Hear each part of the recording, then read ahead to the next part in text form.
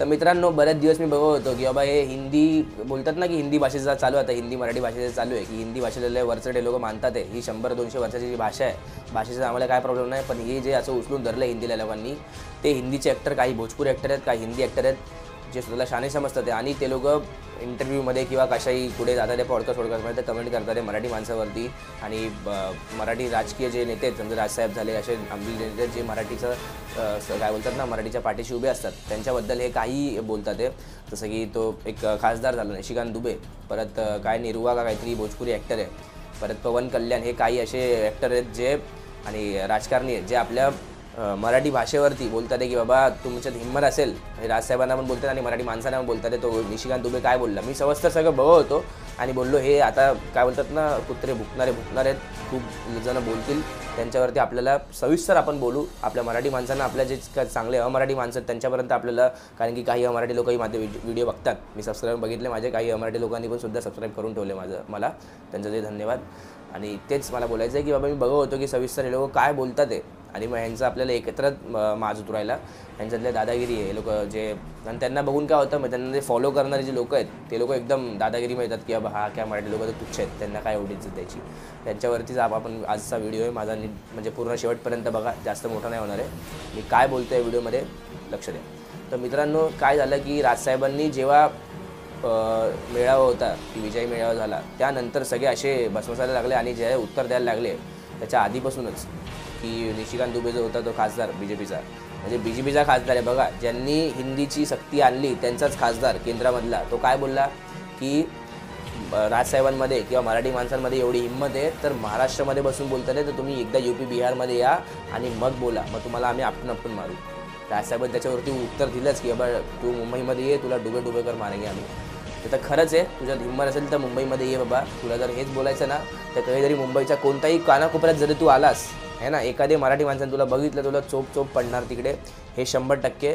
कारण की बघा, तुम्ही खासदार आहात, तुम्ही एक राजकारणी आहात, तुमचं काम आहे देशाला संबोधन करणं आणि देशाचे जे पण काय बोलतात ना माणसं आहेत त्यांचा सन्मान करणं, भाषेचा सन्मान करणं. तुम्ही जर एका भाषेचं आणि एका मराठी माणसाचं जर तुम्ही अपमान कराल तर तुम्हाला तसेच तडसोड उत्तर मिळेल, हे 100%.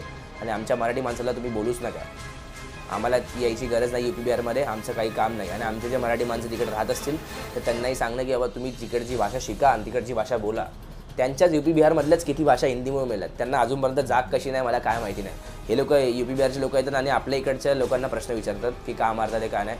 गुजरातमध्ये विचारा प्रश्न, बंगालमध्ये विचारा प्रश्न, तिकडे तुम्ही बरोबर प्रश्न विचारत नाही. आणि तुमच्या तिकडच्या राजकारणाला प्रश्न विचारा की बाबा तिकडचा विकास काय झाला आहे, आणि जिकडे विकास होतो तिकडे तुम्ही सगळे येतात ते. तुम्ही जे इथे त्या सुनील शुक्लाने उत्तर भारतीय संघटना काढली ते तिकडे जाऊन काढा आणि तिकडे लोकांना जागृत करा आणि बोला की बाबा एकत्रित या. आणि निशिकांत दुबेला तेवढं सांगायचं की बाबा आपलं राज्य मोठं करा आणि मग तुमचे लोक इकडे येणार नाही, आमच्या लोकांचे काय बोलतात ना जॉब्स आणि हे सगळं खायला. परत आता तो निरुवा आणि काय तो पवन कल्याण ते सुद्धा हेच बोलले की कोणी कुठे जाऊन काय बोलू शकतं. आणि मनोज कुमार पण मला वाटतं तो मला वाटतं काहीतरी पॉलिटिशियन पण आहे आणि ॲक्टर पण आहे चांगला. तर त्याचं ॲक्टिंग तर चांगलीच आहे, पण ह्यांचे जे विचार असतात ना मराठी माणसांबद्दल ते खूप चुकीचे आहेत, म्हणजे खरंच खूप चुकीचे आहेत. ते लोक काय बोलले की बाबा तो पवन कल्याण की मी तर महाराष्ट्रामध्ये येणार, मुंबईमध्ये येणार आणि मी हिंदीमध्येच बोलणार, बघू कोण काय करतं आहे. तर बाबा तू हिंदीमध्ये बोल, काहीच प्रॉब्लेम नाही आहे. पण जर तुझ्यासोबत कोण मराठीमध्ये बोलायला आलं, समजून घ्या नक्की विषय काय, की जर तुमच्यासोबत कोण मराठीमध्ये बोलायला आलं, पवन कल्याण काय त्याचं नाव आहे, पवन सिंग का पवन कल्याण, हे सगळे यांचे काय गाण्यामुळेच हे लोक फेमस आहेत. आणि कसे गाणे तुम्हाला माहितीच आहे, भोजपुरीचे गाणे यांचे कसे. तर हे लोक काय बोलले की बाबा मी तिकडे येणार आणि हिंदीमध्येच बोलणार, बघू कोण काय करतं. तर बाबा तू ये, तू हिंदीमध्ये बोल, तुला कोण काय नाही बोलणार. पण समजा तुला एक मराठी माणूस भेटला आणि तो जर मराठीमध्ये बोलला आणि तू त्याला बोलशील की बाबा नाही बोलणार मराठी, काय करायचं आहे करून घे, तर तू बघ तुला काय करते आणि काय नाही. तुझा कितीही मोठा सपोर्ट असू दे, तुला कितीही मोठी तुझी ताकद असू दे, तरी मराठी माणसासमोर चालणार नाही. मराठी माणूस जेव्हा एकत्र येतो तेव्हा काय होतं हे विजयी मेळाव्याला दिसलं आहे. आमच्या 106 हुतात्म्यांनी पण दाखवलं आहे की आम्ही मराठी माणूस जेव्हा एकत्र येतो तेव्हा काय होतं. छत्रपती शिवाजी महाराजांसुद्धा दाखवलं आहे की आम्ही मराठी मावळे जेव्हा एकत्र येतो तेव्हा काय होतं. दिल्लीचेही तख्त राखतो महाराष्ट्र माझा, हे समजून घ्या. हे निर्वा जे काय आहेत इथे आमच्या मुंबईमध्ये येऊन तुम्ही पोट तुमचं हे करणार आहे आणि आम्हाला सांगणार की हिंदीमध्ये बोलणार आहे. काय आमची भाषाचा प्रांतरचना ही भाषेवरती आलेली आणि आमची भाषेचा आदर तुम्हाला करायला लागणार आहे. त्यांचे फॉलोअर जे असतील त्यांना मला सांगणं एवढंच आहे बाबा की तुम्ही ह्यांच्या इन्फ्लुएन्समध्ये येऊ नका. आपण एका काय बोलतात ना इन्फ्लुएन्सर आहे, त्याला इन्फ्लुएन्सर थ्रूच घ्या. एक आयडल मानू नका, त्याला इन्स्पिरेशन मानू नका. त्याच्याकडून चांगली गोष्ट शिका. तुम्हाला तुमची बुद्धी दिली नाही का, तुम्ही पागलच का पहिल्यापासून जन्मापासून. जर तुम्हाला कोणत्या माणसाचं इन्स्पिरेशन घ्यायचं आहे तर चांगल्या माणसाचं इन्स्पिरेशन घ्या, त्याच्याकडून तुम्हाला शिकायला भेटेल. आपण बोलतो की डॉक्टर APJ अब्दुल कलाम एवढे मोठे मिसाईल मॅन ऑफ इंडिया आपण त्यांना बोलतो. तुम्ही जर त्यांना बघाल तर राष्ट्रपती बनल्यानंतर त्यांनी पहिलं भाषण हे त्यांच्या भाषेत दिलं आहे. विचार करा. म्हणजे आपण आपल्या भाषेचा आदर नाही करणार तर कोण हे बाकीचे येऊन आपल्या भाषेचा अनादरच करणार आहे. आपण आपल्या भाषेचा आदर केला पाहिजे. आणि हे जे असे लोक बोलतात ना त्यांना जागेवरती ठेचलं पाहिजे. आणि आपण त्यांना कणकणीत सुनावलं पाहिजे की बाबा आमच्या मराठीच्या माणसांच्या नादी लागू नका, महाराष्ट्राच्या नादी लागू नका. जसं ते लोक ते ऑरा घेऊन बोलतात ना, एकदम पटेलीमध्ये येऊन एकदम कसं बघाल तुम्ही त्या इंटरव्ह्यूमध्ये की तो एकदम ॲटिट्यूडमध्ये येऊन बोलतो आहे की बघू कोण काय बोलतं है ना, हिंदी आम्ही बोलणार म्हणजे बोलणार. आणि तो मनोज कुमार तर बोलला काय की पॉलिटिक्स चालू आहे.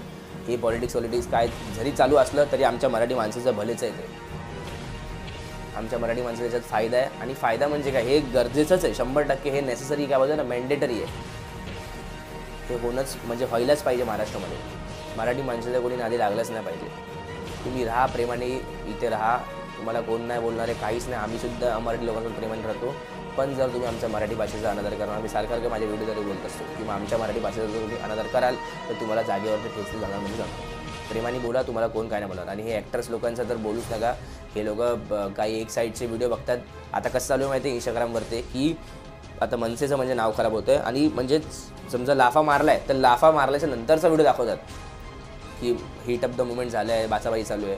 पण त्याच्या आधी काय घडलं आहे हे कोण न दाखवत. मला पण माझे काही परप्रांतीय मित्र जे आहेत ते पाठवतात की हे काय चालू आहे तुमच्या महाराष्ट्रामध्ये, जे बाहेर राहतात ते. तर मला त्याला तेवढंच सांगणं की बाबा तुम्ही बघा तो व्हिडिओ नीट यूट्यूबला जाऊन बघा. इंस्टावरती कसं आहे 30-60 सेकंड असतात, त्याच्यामुळे हे लोक काय करतात की जिथून लाफा मारला आहे त्यानंतरचा पार्ट दाखवतात. पण त्याच्या आधीच्या पार्टमध्ये जेव्हा समोरचा माणूस बोलला आहे की नाही बोलेंगे मराठी तेल लगाने गया, जे ॲटिट्यूडमध्ये मीरा भाईंदरमध्ये तो होता की इकडची भाषा हिंदीच आहे असं तसं हे ते, तर तेव्हा त्यांना पडली आहे. ते पहिल्याचा पार्ट कोणी दाखवलं नाही आहे. आणि ह्या यांच्या एवढ्यामध्ये हिंमत नाही श्रीकांत दुबे आणि या पवन कल्याणमध्ये. जेव्हा तुम्ही हिंदीचा स्टँड घेतात ना तेव्हा हे आमच्या मराठी माणसांना किंवा आमच्या मराठी पोरींना जेव्हा हे बाहेरचे येऊन हात उचलतात ना तेव्हासुद्धा बोला, इंटरव्ह्यूमध्ये जाऊन बोला की बाबा आमचीच लोकं. आता तो काय त्याचं नाव जो मला नीट काय गोकुश जहा का काहीतरी होता कल्याणमध्ये, आमच्या एका लहान पोरीला मारलं त्यांनी. 18-19 वर्षाची जी पोरगी होती ती छातीवरती लात मारली आहे. हे असे म्हणजे काय बोलतात ना गँगस्टर किंवा एकदम चोरच आहे ना, चोरच आहे ते सगळे, चोरटे सगळे. अशी त्यांची बुद्धी आहे, बुद्धिमत्ता. आणि हे लोकांचे असेच असतात सगळे. ते ह्यांच्यावरती पण तुम्ही बोला. असं फक्त मराठी माणसावर की हिंदीवरती बोलू नका. हे जे तुमच्या साईडची लोकं आहेत जे आमच्या मराठी माणसांना येऊन जर तुम्ही बघाल पोलीस स्टेशनमध्ये जाऊन बघाल क्राईम रेट कोणाची जास्त आहे किंवा सगळ्या गोष्टी इन्व्हेस्टिगेशन कराल तुम्हाला समजेल की महाराष्ट्रामध्ये क्राईम रेट कोणाची जास्त आहे. मराठी लोकांचे नाही आहेत, बाहेर येणाऱ्या लोकांचे, खास करून UP बिहारमधून.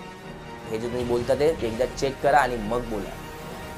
आमच्या मराठी माणसाला उगाच नाव ठेवायची गरज नाही. आणि श्रीकांत दुबे तर सोडून टाका, त्याचं वय झालं आहे, त्याला बघा काय कधी होईल त्याला सांगता येत नाही. राहिलं तेवढं वय बाबा नीट जग.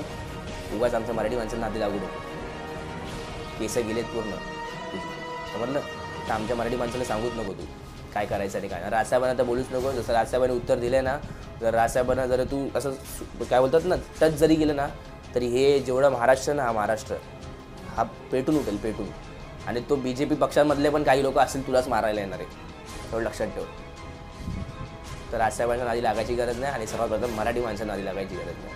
एवढं सांगतो मित्रांनो. हे ॲक्टर लोकांना काय बोलतात ना, त्यांचे गाणे बघा, त्यांचे पिक्चर बघा, काय प्रॉब्लेम नाही आहे. कसं आहे आपल्याला त्यांचं वैयक्तिक आपल्याला काय नाही, पण ते जे बोलतील त्यांच्याबद्दल आपल्याला उत्तर देणं गरजेचं आहे. आणि जेवढं होईल तेवढं ह्यांना उत्तर दिलेलं गरजेचं आहे. आणि आपण जिथे जाल तिकडे मराठी बोला, बस एवढं सांगणं आहे माझं मित्रांनो. व्हिडिओ आवडला असेल तर व्हिडिओ लाईक करा, चॅनलवरती नवीन असेल तर सबस्क्राईब करा. जय हिंद, जय महाराष्ट्र.